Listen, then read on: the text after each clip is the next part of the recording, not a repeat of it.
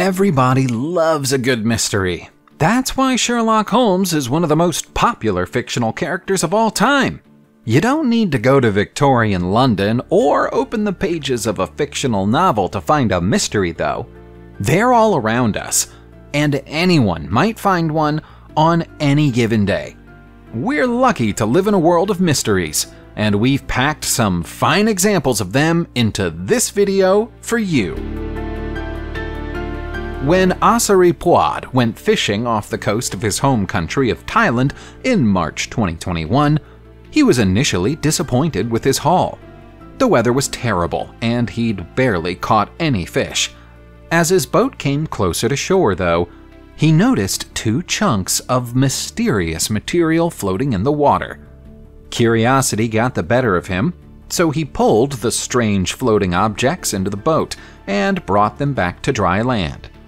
On closer inspection, they turned out to be massive, solidified lumps of whale vomit. That might sound disgusting to you, but if you know a thing or two about perfume, you'll already know where this story is going. Whale vomit is a substance called ambergris, which plays an essential role in helping fragrances keep their odor. Such was the size of the pieces that Asari found that he was able to sell them for more than $250,000. That's more than he'd make from fishing in several years, and so it's likely to turn out to be the greatest catch of his lifetime.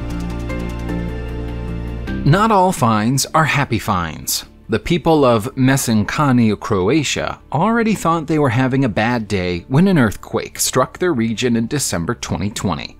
As the ground stopped shaking and the people of the town emerged from hiding to start the necessary cleanup operation, something even more shocking happened. Massive gaping holes spontaneously began to appear in the ground. They carried on appearing for the next 3 months. It seems that the earthquake, which measured 6.4 on the Richter scale, damaged the integrity of the ground itself, resulting in sinkholes appearing as the ground gave way. They're known as dropout sinkholes and are considered to be very rare. They generally only occur in areas where the soil on the surface rests on top of limestone, which can become saturated with groundwater and then crumble. More than 100 are now known to exist around the town. Scientists, many of whom have flocked to the area for the opportunity to study the sinkholes firsthand, believe they would all eventually have appeared anyway. But the process would have taken several decades. The earthquake effectively pressed the fast-forward button. When you look at pictures of the hills of Zhangyi Danxi National Geographic Park in China, you might be tempted to believe that the colors have been drawn in by a child with an overactive imagination. There's no need to use your imagination to see these incredible colors on the hills, though. They're 100% real. This stunning sight is the result of nature at its most creative. Unsurprisingly, the region has been nicknamed Rainbow Hills. It takes billions of years for this spectacular show to come together, with one type of rock piling up against another, and then slowly being whipped into both shape and shade by water erosion and high winds. The combination of sapphire, pellite, and red sandstone has created these ribbon-like stripes, extending for hundreds of feet in every direction. The colors fade towards the end of the hills, becoming yellow and gray, and shining in the sunlight like crystals. If you're lucky enough to be in the area just as the sun goes down, it's said to look as if the hillside has caught fire. Now we're crossing the oceans and continents to reach Peru, where we find the world-famous Nazca Lines. For all their fame, their existence is still mostly unexplained. It's thought that the gigantic geoglyphs were created by the native people of Peru around 2,000 years ago. They're so big that it's impossible to see any single geoglyph in its full form from ground level. You can only work out what they're supposed to represent when you look at them from high above. Obviously, the ancient people of Peru didn't have flight technology available to them. That begs not only the question of how they coordinated themselves to draw and scale pictures that they couldn't see, but also why they made works of art that they'd never be able to gaze upon and appreciate. While many of the glyphs take the forms of common animals, some of them appear to represent hideous mythical creatures. It's no wonder that some people claim they're the work of extraterrestrials. The figures stretch for miles across the desert, and we still occasionally find previously undiscovered ones even today. Each time we do, we hope it'll get us closer to understanding their origins, but we've had no luck on that front so far. This next story is all about trusting your gut when you go to a yard sale. In March 2021, a yard sale was held in Connecticut, USA. At that yard sale, a man who wishes to remain anonymous paid a mere $35 for this cute, ornate Chinese porcelain bowl. He had a suspicion that it was probably worth more than the seller wanted for it, but even he couldn't possibly have imagined its true worth. Following his instincts, he got in touch with Sotheby's auction house and asked them for a professional assessment.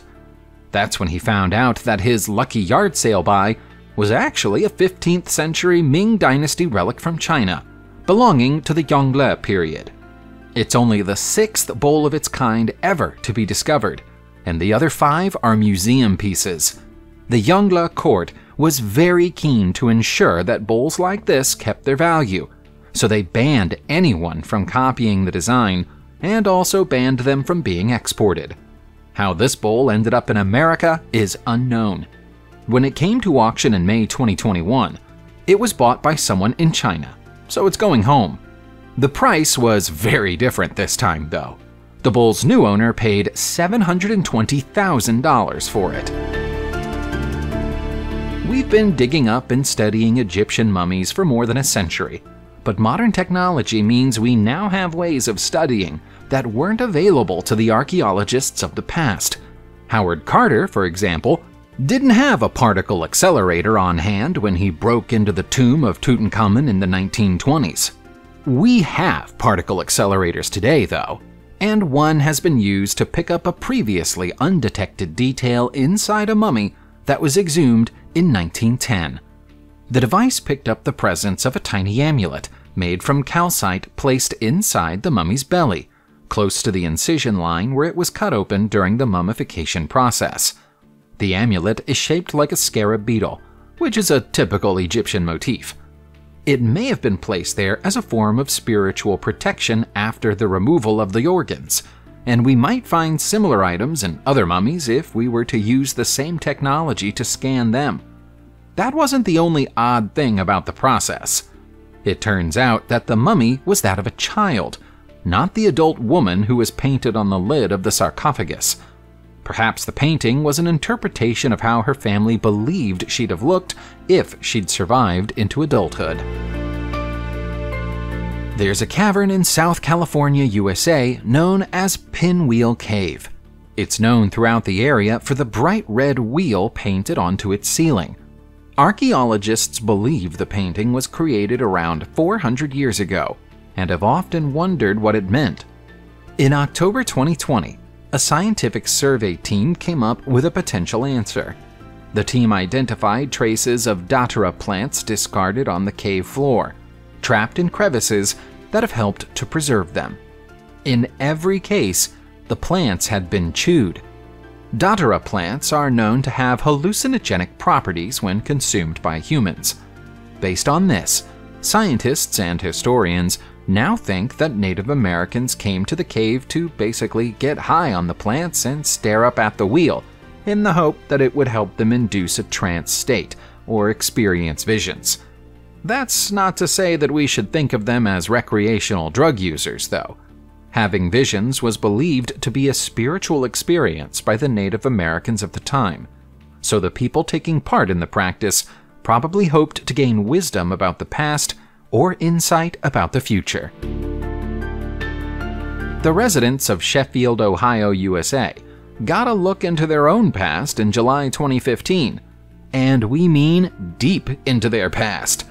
A team of archaeologists excavating the Burrell Orchard site made the surprising discovery of the floor of a residential dwelling built an astonishing 4,000 years ago. As they expanded their search, they realized they were looking at the site of an entire village. This is a totally unprecedented discovery for the area. Historical records in North America generally don't go back this far. We refer to it as the Late Archaic period, but we have so little detail that we don't even have a tribal name for the people who must have lived in this village. The floors of their former homes are made of thick yellow clay that was dug up elsewhere and then brought to the area so the makeshift houses could be built. The people then added cooking pots, storage holes, basins, and post holes for hickory saplings. This is a remarkable degree of organization and sophistication for people living such a long time ago. If only we knew who they were. While we associate the word pyramids with ancient Egypt, the reality is that our ancient ancestors built pyramid-like structures all over the world. There's a famous pyramid in Teotihuacan, Mexico, for example. There's also a much less famous pyramid site in Poland called Kujawę, and Kujawę is where we're focusing our attention next. The so-called Polish pyramids are a cluster of 400-foot-long pyramid-shaped tombs built roughly 6,000 years ago. Until March 2021, the tombs were thought to exist in isolation, but a recent study of the surrounding area carried out with drones, accompanied by geochemical studies, has revealed the presence of small settlements close to the larger structures. The settlements are tiny, with room for perhaps 10 families at most in each one. They could probably be considered temporary housing for the workers tasked with building the tombs. The initial surveys have been followed up with excavations, which uncovered the bones of sheep, pigs, cows, and goats.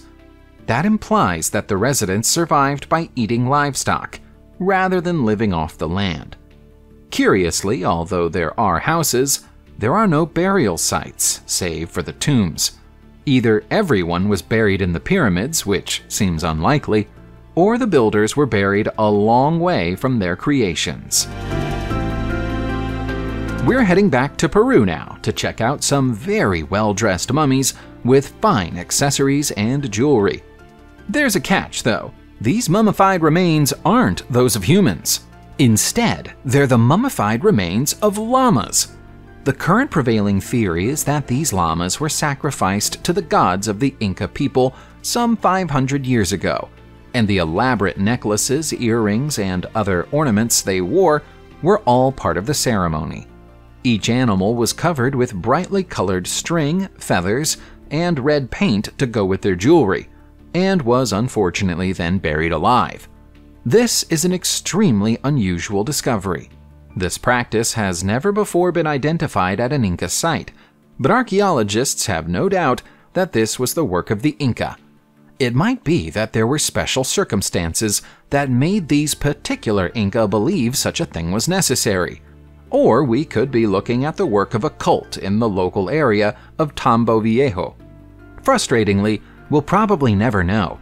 If the Inca buried these llamas alive, though, it suggests that those historians who believe they also buried human sacrifice victims alive might be correct. The United Kingdom is currently in the process of building a new high-speed railway line that will plow straight through the middle of former residential areas. Because of that, archaeologists have been invited to dig up the areas that the line will run through to find out if there's anything there worth keeping before it's all gone forever. That's led to a new discovery in the ruins of St. Mary's Church in Stone Mandeville, Buckinghamshire. The church was built during medieval times and lasted until 1860 before being partially demolished. On the inside of one of the stones that make up the building's foundations, the team found a spoked wheel symbol scratched into the rock, accompanied by a hole drilled through the center. According to experts on the medieval era, this is a witch mark. It would have been added to the stone in the hope that it would prevent evil from entering the church. Instead, they'd be drawn into the wheel and then trapped inside the hole. We have no idea whether or not it worked on evil spirits, but it definitely doesn't work on railway lines. Our next discovery is one delivered to us not by people, but by nature. It's Madison Boulder in Wayside Geological Park, Madison, New Hampshire. It's believed to be the largest glacial erratic on the whole North American continent. A glacial erratic is a boulder that's been transported from one place to another by glacial ice and then deposited on top of a different type of bedrock after the glacier melted away. The boulder is enormous. The visible portion of it is over 20 feet tall, 40 feet thick, and almost 90 feet wide. It's thought to extend a further 10 feet below the surface. Even the most conservative estimates of its weight put it at 12 million pounds, which equates to 6,000 American tons. It was originally part of a ledge of Conway granite, but after the glacier broke it off and carried it 2 miles to its current location, it ended up on top of a deposit of Concord granite. It's easily the best-known landmark in the area and is now the centerpiece of the Madison Boulder State Geological Site. Subscribe to the channel, turn on the notification bell, and enjoy watching new videos on my channel. Thanks for watching and see you soon!